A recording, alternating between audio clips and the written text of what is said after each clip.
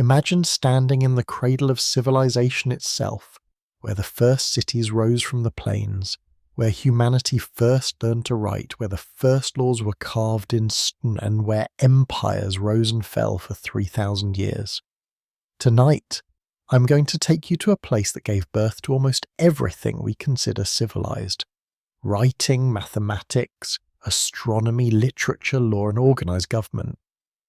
This is the story of Mesopotamia, the land between two rivers, where history itself began. Welcome to Whispered Empires, where the past comes alive in the quiet hours before sleep. I'm your guide through the corridors of time, and tonight we're embarking on an epic journey through the rise and fall of the world's first great civilizations. From the Sumerians who invented writing, through the Babylonians who hung gardens in the sky, to the Assyrians whose armies conquered the known world, this is the complete story of ancient Mesopotamia. So settle into your pillows, close your eyes if you wish, and let me carry you back 5,000 years to where it all began. Before we start, let me paint you a picture. Between the Tigris and Euphrates rivers in what is now Iraq, ancient people transformed marshland and desert into the most advanced civilization Earth had ever seen. They didn't just survive, they created art, literature, and empires that would echo through millennia. Tonight's journey is long, but every moment reveals something that shaped the world you live in today. Let's begin where humanity took its first steps towards civilization. Long before the first city, long before the first king, there was the land. Mesopotamia, meaning between the rivers in Greek. The Tigris and Euphrates rivers flowed from the mountains of Anatolia down through a vast floodplain to the Persian Gulf. Unlike Egypt's predictable Nile, these rivers were wild and unpredictable, flooding violently and changing course without warning. The land they created was both generous and dangerous, requiring cooperation and innovation to master. Around 10,000 BCE, as the last ice age retreated, hunter-gatherers in the Fertile Crescent began experimenting with agriculture. They domesticated wheat and barley, sheep and goats. Small villages appeared along the rivers and in the northern hills. These weren't just random settlements. They were the first steps toward permanent civilization. Places like Jarmo and Zatalhoyuk showed that humans were learning to stay in one place, to plan for seasons, to store surplus, and to live in increasingly complex communities. By 6000 BCE, the Ubaid culture emerged in the southern Mesopotamia, building villages in the marshy lowlands. These people developed irrigation, channeling river water to fields, turning desert into farmland. This wasn't simple farming, this was engineering, requiring cooperation, planning, and leadership. The Ubaid people built temples, created distinctive pottery, and established trade networks. They were laying the foundation for something unprecedented in human history. The Uruk period, beginning around 4000 BCE, saw villages growing into something new, towns and then cities. Uruk itself would become the first true city in human history, with tens of thousands of inhabitants living in organized districts, working specialized jobs, and following complex hierarchies. This was the urban revolution, as significant as the agricultural revolution before it. Humanity was inventing civilization, and they were doing it here, in the land between two rivers. By 3500 BCE, the Sumerians had created something the world had never seen. True cities with monumental architecture, organized governments, and most revolutionary of all, writing. The Sumerians didn't call themselves Sumerians, that's what the Akkadians called them later. They called their land Kien-Gir, the civilized land, and they believed they were chosen by the gods to bring order to the world. Sumerian cities were independent city-states, each centered on a massive ziggurat, a stepped pyramid temple reaching toward heaven. Uruk, Eridu, Lagash, Nippur, these weren't just cities, but tiny kingdoms, each with its own patron deity, its own king, and its own ambitions. The ziggurat wasn't just a temple, it was the cosmic mountain where heaven met earth, where gods descended to communicate with humanity through priest-kings. Around 3200 BCE in the city of Uruk, someone made a mark that changed everything. They pressed a reed stylus into soft clay, creating wedge-shaped marks, cuneiform, the world's first writing system. At first, it was just counting sheep, recording grain, tracking goods. But humans being human, they soon began writing everything: laws, letters, literature, love poems, and insults. Writing meant knowledge could accumulate, ideas could spread, and history itself could begin. The Sumerians were obsessed with order and lists. They created the first written law codes, the first bureaucracies, the first schools. Young scribes spent years learning the hundreds of cuneiform signs, copying classic texts, practicing mathematical problems. The Sumerians invented mathematics for practical reasons, surveying fields, calculating taxes, tracking the movements of planets, but they developed it into sophisticated systems, including the sexagesimal system that gave us 60 seconds in a minute and 360 degrees in a circle. Sumerian religion was complex and beautiful. They believed the gods created humans to be their servants, to work the fields and tend the temples so the gods could relax. But humans were also precious to the gods, who intervened in human affairs, played favourites, and demanded proper respect. The Sumerians had myths explaining creation, floods, the afterlife, and the nature of kingship. These myths would echo through later civilizations, influencing Babylonian, Assyrian, Hebrew, and even Greek traditions. The most famous piece of Sumerian literature is the Epic of Gilgamesh, though it would be embellished by later Babylonians. Gilgamesh was a semi-legendary king of Uruk who searched for immortality after his friend Enkidu died. His journey took him across the world, through mountains and over seas, only to learn that immortality belongs to the gods alone. It's a story about friendship, mortality, and the human condition, themes that resonate 5,000 years later. Politically, Sumer was never truly united. The city-states fought constantly over water rights, boundaries, and prestige. A king might conquer several cities and call himself King of Sumer, but the unity was always temporary.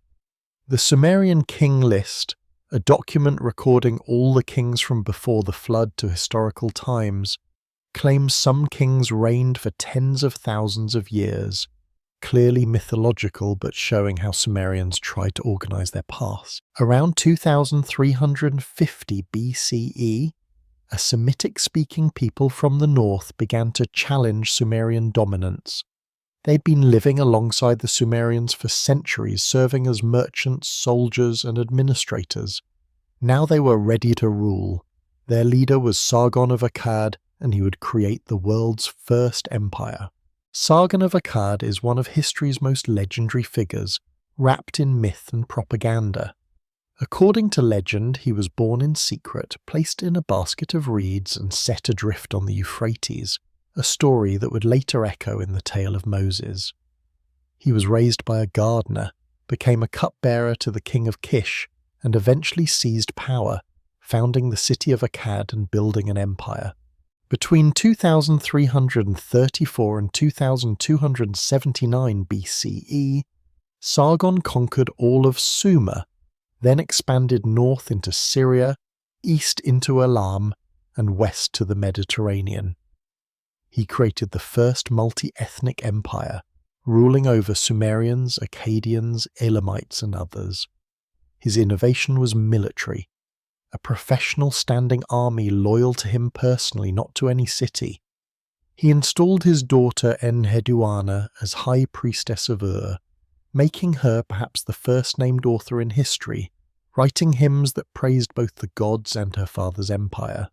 The Akkadian Empire introduced Akkadian, a Semitic language, as the lingua franca of Mesopotamia. Cuneiform, invented for Sumerian, was adapted to write Akkadian, and would eventually be used for many languages. The Akkadians absorbed Sumerian culture, adopting their gods, myths, and administrative systems, but adding their own flavors.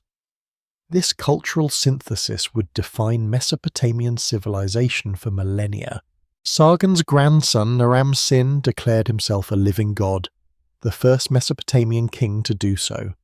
He wore the horned helmet reserved for deities and had himself depicted stepping on his enemies. Massive stone victory stelae showed him as larger than life, triumphant, divine. But hubris precedes fall. Naram-Sin's reign saw the beginning of troubles that would destroy the empire. Around 2200 BCE, a perfect storm of disasters struck. Climate change brought severe drought. The Gutians, mountain peoples from the Zagros, invaded and occupied much of the empire. Internal rebellions erupted.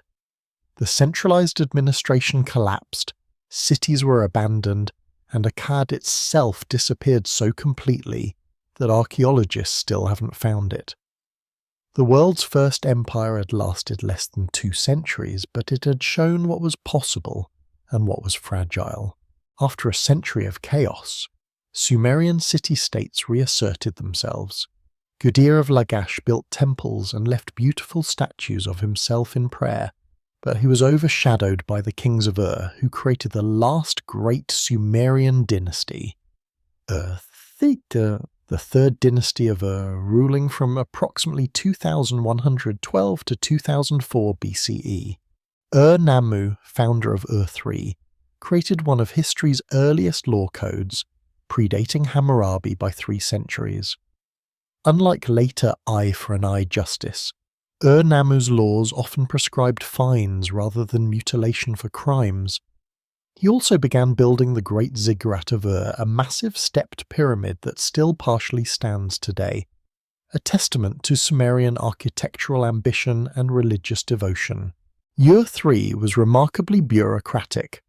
Thousands of clay tablets record every detail of administration, rations distributed, workers assigned, animals counted, fields measured. It was a command economy, with the state controlling labour, resources and production. This system was efficient but rigid, and it required enormous administrative overhead. Scribes were everywhere, recording everything, creating an archive of daily life that modern historians can still read. The dynasty's prosperity attracted enemies. Elamites from the east raided repeatedly. Amorites, Semitic nomads from the west, infiltrated the empire, settling in cities and eventually seizing power. Around 2004 BCE, an Elamite invasion sacked Ur itself, carrying its king away in chains. The Sumerian lamentation over the destruction of Ur is one of the most poignant pieces of ancient literature, describing the city's fall in heartbreaking detail. With Ur's fall, the Sumerian language began its long decline.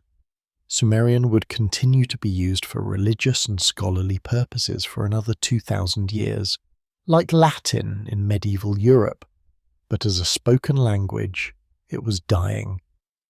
Akkadian, in its Babylonian and Assyrian dialects, would become the language of Mesopotamia. But Sumerian culture, its laws, literature, mathematics and worldview had been absorbed and would live on through the civilizations that followed. After Ur-3's collapse, Mesopotamia fragmented into competing kingdoms. Amorite dynasties ruled various cities, and one of these was Babylon, a relatively minor city on the Euphrates.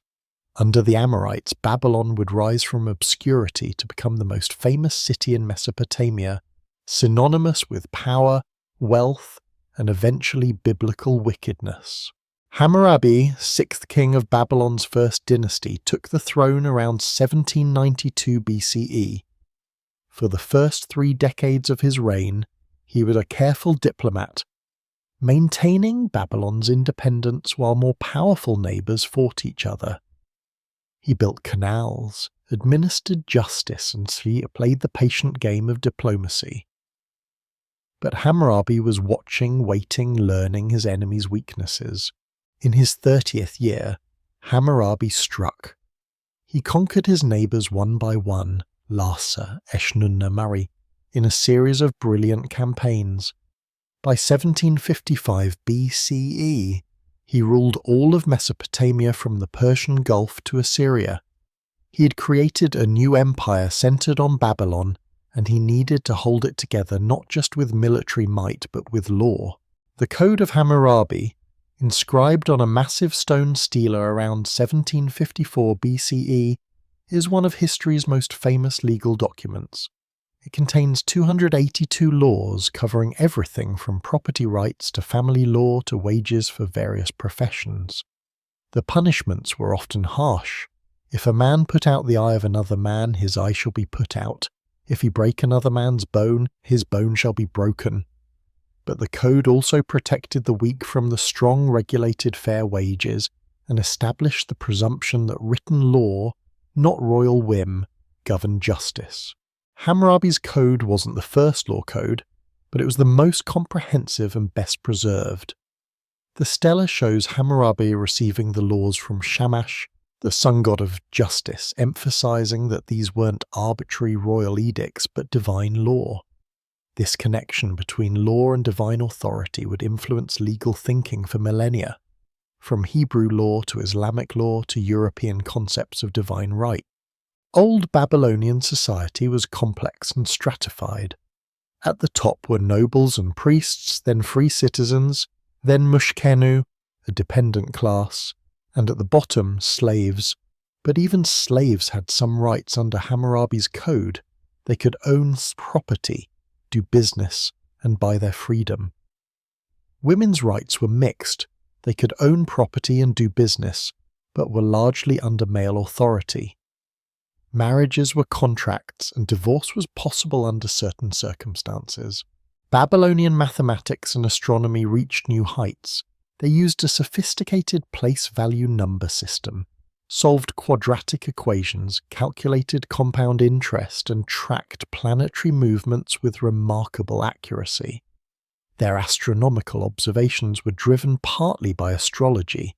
They believed the gods wrote messages in the stars, but their data was rigorous and would later influence Greek astronomy. Babylonian literature flourished in this period. The Epic of Gilgamesh was revised into the form we know today, adding the flood story that parallels the biblical Noah's Ark. Creation myths, wisdom literature, love songs, and even early examples of apocalyptic literature appeared. The Babylonians were deeply literate, with scribal schools teaching not just writing but mathematics, geography, and classical literature. After Hammurabi's death in 1750 BCE, his empire began to crumble. His son and grandson tried to hold it together, but the empire was overextended and faced new threats. In 1595 BCE, the Hittites from Anatolia raided Babylon, sacking the city and carrying away the statue of Marduk, Babylon's chief god. The raid was devastating symbolically. Without Marduk, how could the king legitimately rule? The Hittites didn't stay, but in the power vacuum that followed, a new people called the Kassites seized control of Babylon. After Hammurabi's death in 1750 BCE, his empire began to crumble. His son and grandson tried to hold it together, but the empire was overextended and faced new threats. In 1595 BCE, the Hittites from Anatolia raided Babylon, sacking the city and carrying away the statue of Marduk, Babylon's chief god. The raid was devastating symbolically. Without Marduk, how could the king legitimately rule?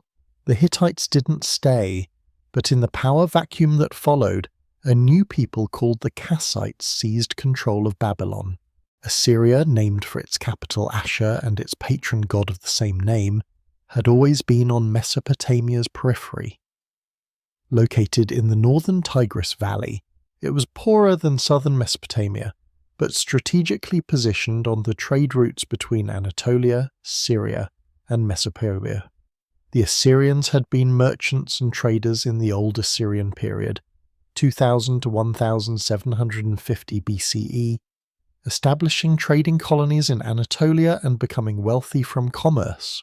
During the Middle Assyrian period, 1365 to 1074 BCE, Assyria transformed from merchant state to military power.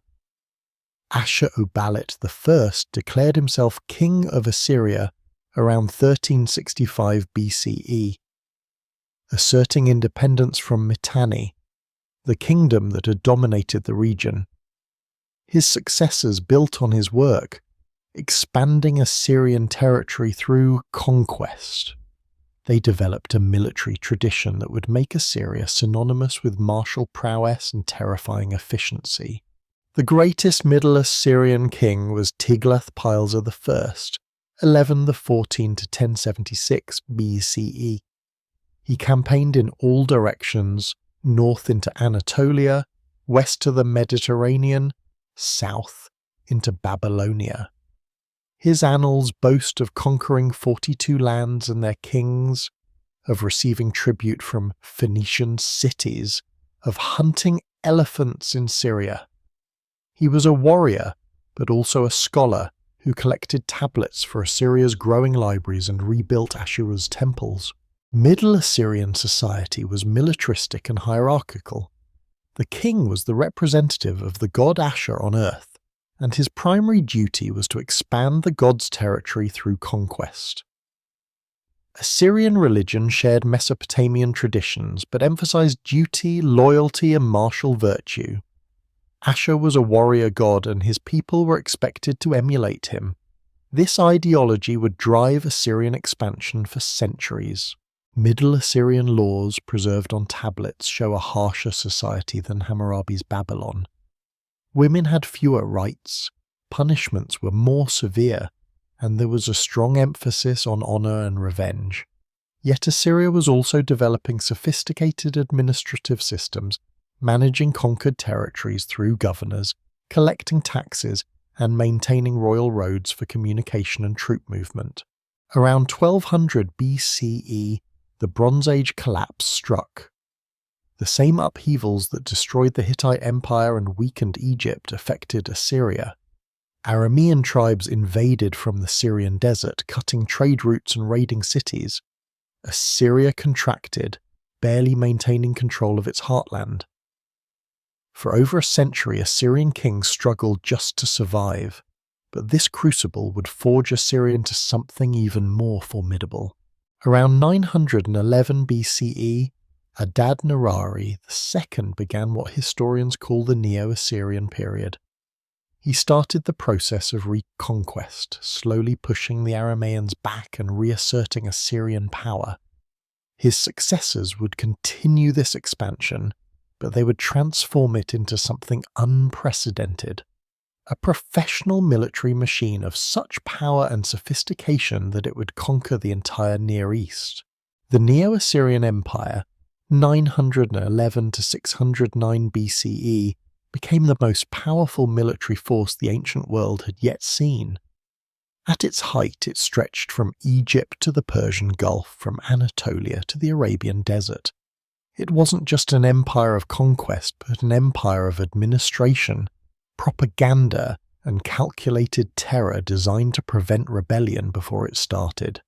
Ashurnasirpal II, 883 to 859 BCE, exemplified the new Assyrian approach. He was a brilliant military commander who reconquered the West, reaching the Mediterranean. He built a new capital at Kalhu, Nimrud, with a palace decorated with massive stone reliefs showing his victories in gruesome detail, enemies impaled, flayed, beheaded, burned alive. These weren't just art. They were propaganda, warnings to anyone considering rebellion. Ashurnasirpal's own inscriptions boast of his cruelty and flowery language. But Assyria wasn't only about terror. Ashurnasirpal's palace also showed tribute processions, diplomatic missions, and royal hunts. The king was protector and provider, receiving exotic goods from across the empire. The palace had gardens and water systems displaying wealth and sophistication. Assyria was showing the world both the stick and the carrot: submit and prosper, or resist and suffer. Shalmaneser III, 858 to 824 BCE, expanded even further, campaigning in 31 of his 35 years. He fought a coalition of Syrian and Palestinian kings at the Battle of Karka in 853 BCE, where the biblical King Ahab of Israel fielded 2,000 chariots against him. Shalmaneser claimed victory, but the coalition had stopped him, and he would campaign in Syria repeatedly without achieving complete control. Sometimes even Assyria's might wasn't enough. The Assyrian military was sophisticated and professional. It included infantry, spearmen, archers and slingers, cavalry, which the Assyrians pioneered as a major force, chariots, though these were being phased out for cavalry, and engineers who could build siege ramps, dig tunnels, and construct siege engines. The army was organised, well supplied, and trained year-round. It was the world's first truly professional military. Assyrian kings were also great builders and patrons of culture. They collected tablets for their libraries, recording everything from literature to omens to medical texts. They built canals and aqueducts, ensuring water supply for their cities. They transplanted entire populations, moving conquered peoples to break up ethnic identities and prevent rebellion. A policy of forced multiculturalism that created diverse populations but also resentment. After Shalmaneser III, Assyria entered a period of weakness. Rebellions, civil wars, and aggressive neighbours reduced Assyrian territory. For over half a century, Assyria was on the defensive. But then came a king who would restore Assyrian power and launch the empire toward its greatest extent: Tiglath-Pileser III. Tiglath-Pileser III, 745 to 727 BCE, was a usurper who seized the throne and transformed Assyria. He reformed the military, replacing temporary levies with permanent units.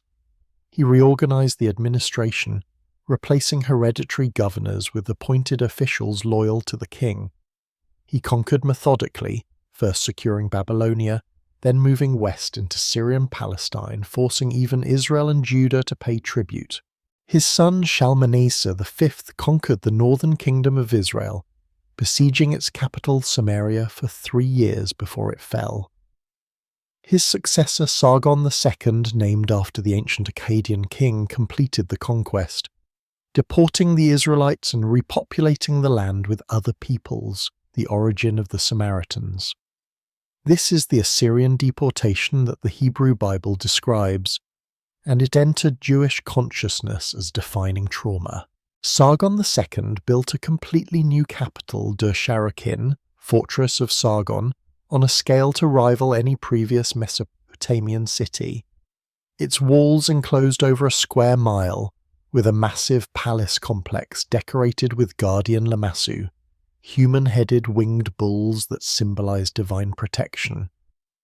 But Sargon died in battle, which Assyrians viewed as ominous, and his son abandoned the city for Nineveh. That son was Sennacherib, 705 to 681 BCE, perhaps Assyria's most famous king thanks to the Hebrew Bible's account of his siege of Jerusalem. Sennacherib made Nineveh his capital and transformed it into the greatest city of its age.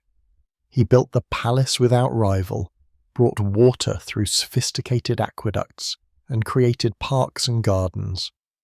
He also sacked Babylon in 689 BCE after a rebellion, destroying the sacred city and diverting the Euphrates over it, an act of shocking sacrilege that haunted him.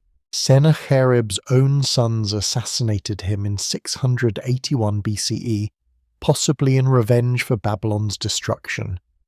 His chosen heir, Esarhaddon, survived the palace coup and took the throne. Esarhaddon spent his reign trying to undo his father's mistakes. He rebuilt Babylon, restored its temples, and portrayed himself as Babylon's legitimate king. He also conquered Egypt, making Assyria the first empire to unite all the major civilizations of the Near East under one rule. Esarhaddon's son Ashurbanipal, 668 to 627 BCE, was Assyria's last great king, and perhaps its most fascinating.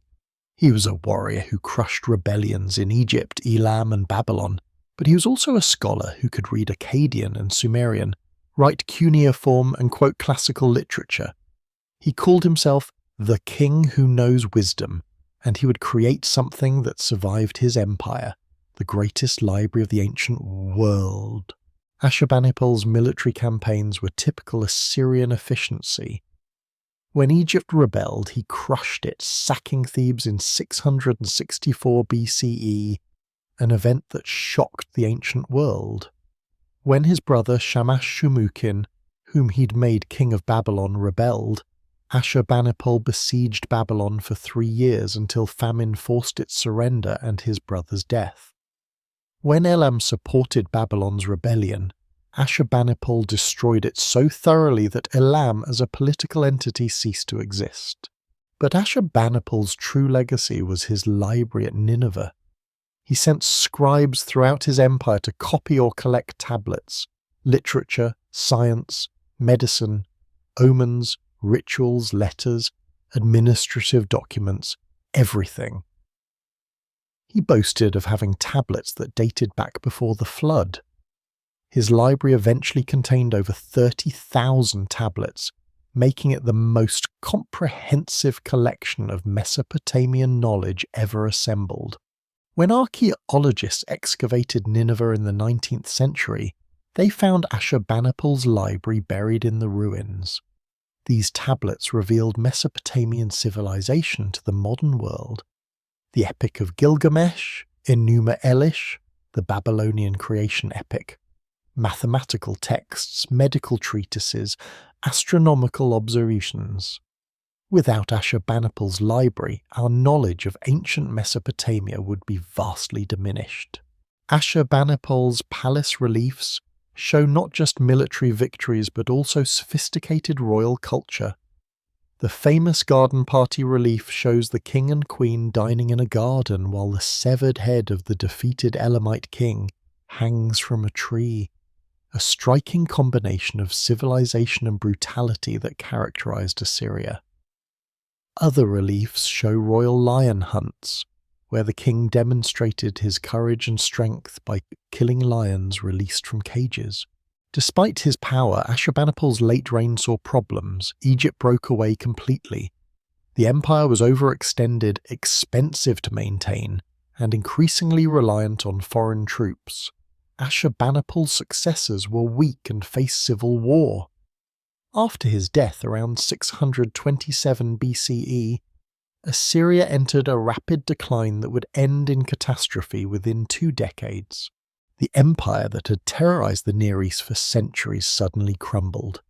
In Babylon, a Chaldean leader named Nabopolassar declared independence in 626 BCE and established what historians call the Neo-Babylonian Empire.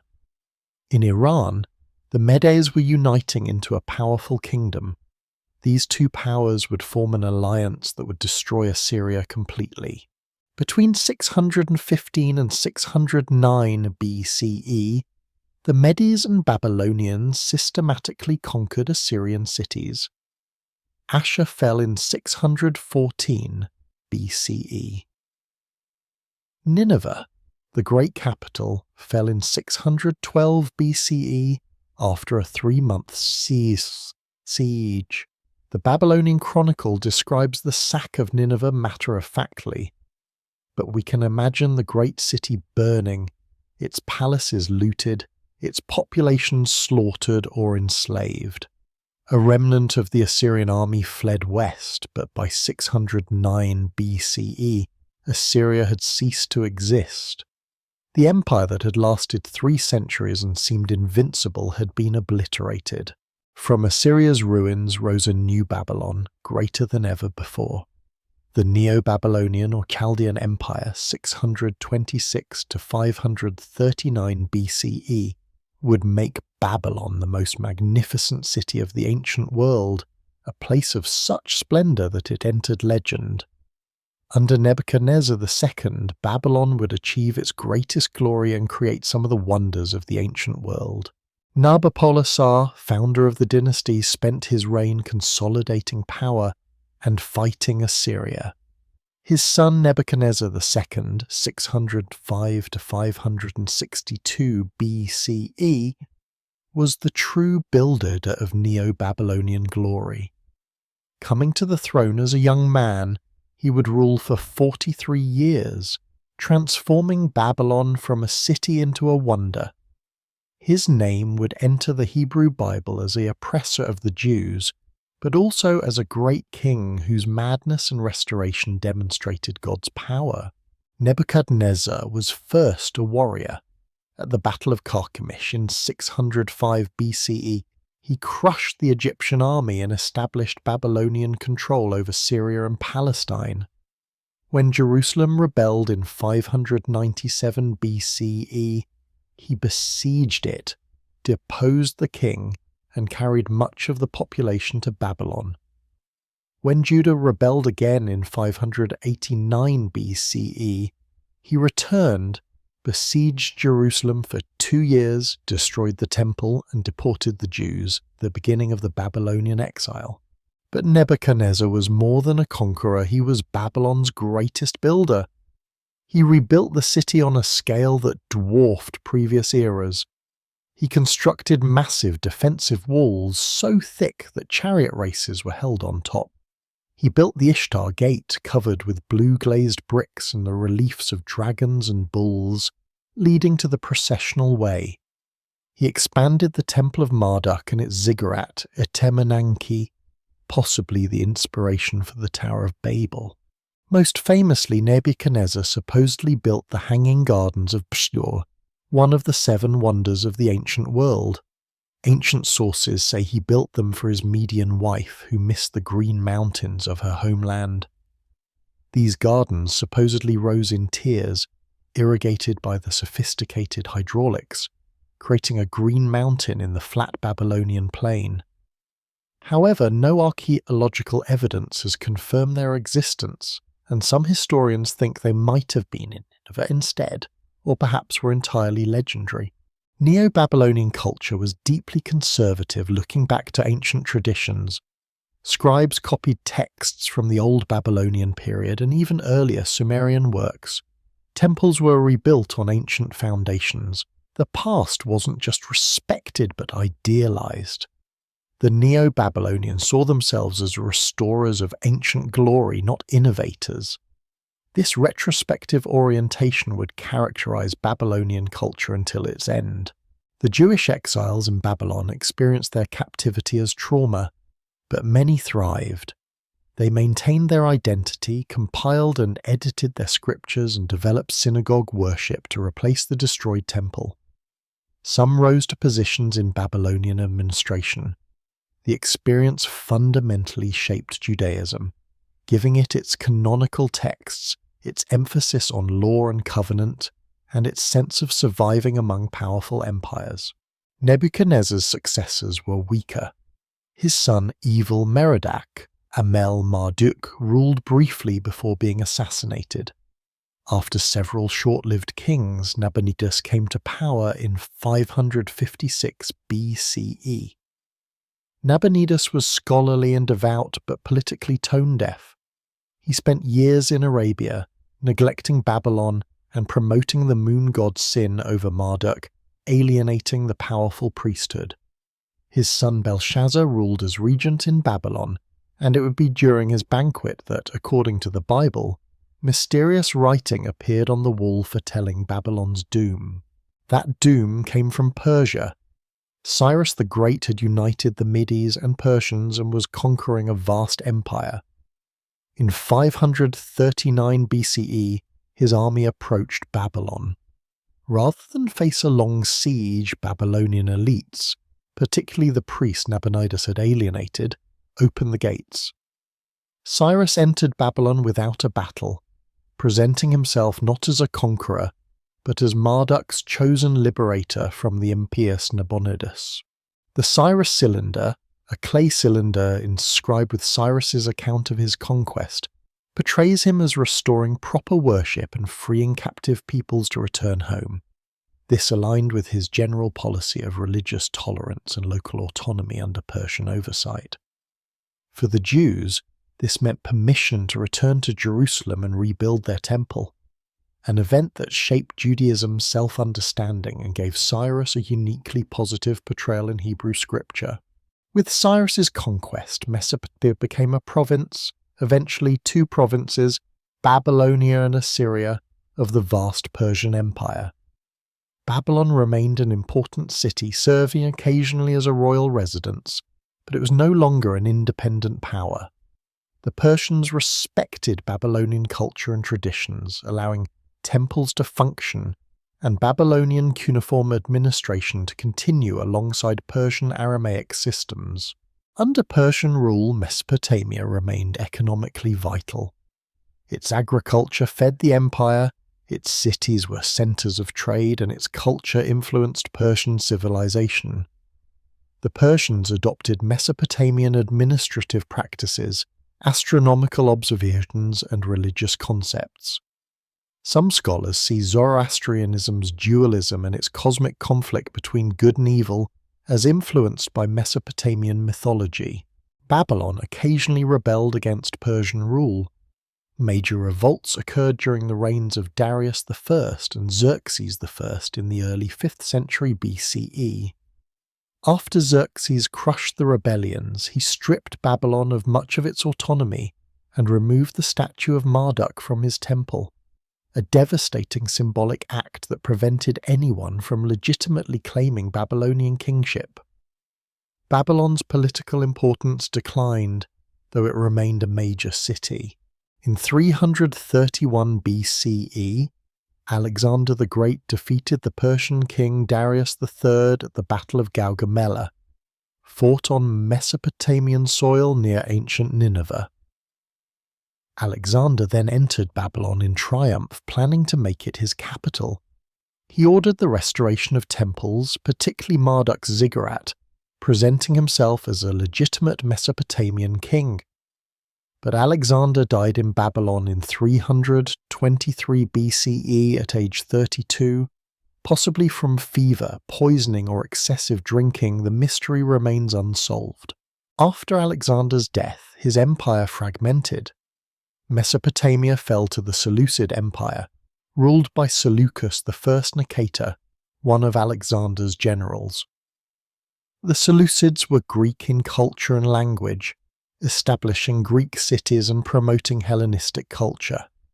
They founded Seleucia on the Tigris as a new capital, drawing population and importance away from Babylon. Mesopotamian culture began a long decline under Greek and later Parthian and Roman influence. Babylon's decline accelerated. By the 1st century CE, the classical geographer Strabo described it as mostly deserted. The last known cuneiform tablet dates to 75 CE. After nearly 3,200 years, the writing system that had recorded Mesopotamian civilization finally fell silent. The temples were abandoned, the ziggurats crumbled, and the cities were slowly buried under centuries of sand and silt. Yet Mesopotamian influence persisted in subtle ways. Its mathematics, particularly the sexagesimal system, survived through Greek astronomy into Islamic science, and thence to modern mathematics. Its myths influenced Greek and Roman literature. Its legal concepts influenced Roman law. The Hebrew Bible, shaped by Mesopotamian influences, carried Mesopotamian echoes into Christianity and Islam. The idea of empire itself, vast territories under centralized administration, was pioneered in Mesopotamia. For nearly 2,000 years, Mesopotamia was forgotten except through biblical references. The great cities were buried under tells, artificial hills of accumulated ruins and debris. Local inhabitants knew nothing of the civilizations beneath their feet. Mesopotamia had become the land of the Tower of Babel and the Hanging Gardens, of wicked Babylon and cruel Assyria, biblical villains, not complex civilizations. The rediscovery of Mesopotamia began in the 19th century. European diplomats and adventurers began excavating tells in Iraq, uncovering palaces, temples, and thousands of tablets. In 1843, Paul Emil Botta discovered Sargon II's palace at Dur-Sharrukin. In 1845, Austin Henry Layard excavated Nimrud and Nineveh, finding Ashurbanipal's library. In 1849, Henry Rawlinson deciphered cuneiform, unlocking the texts. Throughout the late 19th and 20th centuries, archaeologists gradually revealed Mesopotamian civilization. They excavated Ur, Uruk, Babylon, and hundreds of other sites. They deciphered Sumerian, Akkadian, and other ancient languages. They reconstructed the political history, the religious beliefs, the daily life of these ancient peoples. Mesopotamia emerged from myth into history, revealing itself as the birthplace of civilization. As you drift towards sleep, consider what Mesopotamia gave the world. Writing, the ability to record thoughts, preserve knowledge, and communicate across time, was invented here.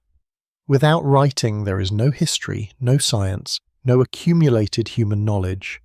The Sumerians' gift of cuneiform changed humanity forever, even if the script itself was eventually abandoned. Mathematics and astronomy developed in Mesopotamia to remarkable sophistication, the sexagesimal system giving us 60 minutes, 60 seconds, and 360 degrees came from the Babylonians. Their astronomical observations and calculations were so precise that Greek astronomers used Babylonian data centuries later. They calculated the length of the year, the movements of planets, and predicted eclipses with impressive accuracy. Law, the idea that society should be governed by written public rules rather than the arbitrary will of the powerful, was codified here. Ur-Nammu's Code, Hammurabi's Code, and other Mesopotamian legal texts established precedents for property rights, contracts, family law, and criminal justice. The concept that laws should be written, public, and apply to everyone, though in practice Mesopotamian law was far from equal, influenced all subsequent legal thinking. Literature. The Epic of Gilgamesh alone would be enough to establish Mesopotamia's literary legacy. But there was so much more. Creation myths, wisdom literature, love, poetry, letters, prayers, and hymns. These texts reveal the human heart across 5 millennia. The Mesopotamians worried about death, loved their families, complained about work, told jokes, and wondered about the divine. They were like us, and their literature proves it. Urban civilization itself began in Mesopotamia. The Sumerians created the first cities, inventing all the social, political, and technological innovations cities require. Organized government, centralized food distribution, specialized labor, monumental architecture, social stratification. Every city since owes something to Uruk-Ur and the other Sumerian city-states that first figured out how to make urban life work. Empire, the idea that diverse peoples and territories can be united under a single administration, was pioneered by Sargon of Akkad and perfected by the Assyrians. The techniques of imperial administration, from royal roads to standardized weights and measures to provincial governors, were developed in Mesopotamia and copied by every subsequent empire, including Persia, Rome, and the Islamic caliphates. Religious concepts from Mesopotamia spread far beyond its borders. The flood myth from Gilgamesh influenced the biblical Noah story. Mesopotamian creation myths influenced Genesis. Concepts of cosmic order, divine justice, and the afterlife spread through Persian, Greek, and eventually Christian and Islamic theology. Even when Mesopotamia itself was forgotten, Its ideas lived on in the religions that shaped Western and Near Eastern civilization. The Tigris and Euphrates still flow through Iraq, just as they did 5,000 years ago when the Sumerians first built their cities along the banks. But the civilization that grew between these rivers is gone, buried under sand and time. The cities are ruins, the temples are broken walls, and the people who built them have returned to the dust from which they came. Yet Mesopotamia never truly died. It lives on in our writing systems, our mathematics, our legal codes, our literature. Every time you check the time, you're using Babylonian sexagesimal mathematics. Every time you read a book, you're participating in a practice Mesopotamia pioneered. Every time you refer to written law, you're invoking principles first carved in stone by Mesopotamian kings. The Mesopotamians themselves would not be surprised that their works outlasted them. They built for eternity, believing that kings and gods would endure forever, that temples would never fall, that their names would be remembered until time itself ended. In a way, they were right. Gilgamesh, Hammurabi, Ashurbanipal, Nebuchadnezzar, these names do live on, even if not in the way their bearers imagined. What can we learn from Mesopotamia's long history? Perhaps that civilizations, no matter how powerful, are fragile. The Assyrians seemed invincible, yet they were destroyed in less than a generation. Babylon, rebuilt in unprecedented glory by Nebuchadnezzar, fell without a battle within a few decades. Power is temporary, but ideas, those can truly last. We can also learn about human resilience and creativity. The Mesopotamians faced an unpredictable environment, destructive floods, and constant warfare. Yet they built, created, wrote, and dreamed. They made beautiful art, composed moving poetry, solved complex mathematics, and contemplated the nature of the divine. They were fully human in all the complexity that entails. As you drift into sleep tonight, you carry with you the knowledge that 5,000 years ago, in the land between two rivers, people not unlike you lived, loved, worked, and wondered. They watched the same stars you do, felt the same hope and fears, and created a civilization whose echoes still resonate in your daily life. The Mesopotamians achieved a kind of immortality, not through divine favor, but through the enduring power of human achievement. Thank you for joining me on this incredible journey through 5,000 years of Mesopotamian history, from the first Sumerian cities to Babylon's fall. If you enjoyed traveling through the cradle of civilization with me tonight, please subscribe to Whispered Empires. Hit that subscribe button and ring the notification bell so you never miss our next journey through time's forgotten corridors.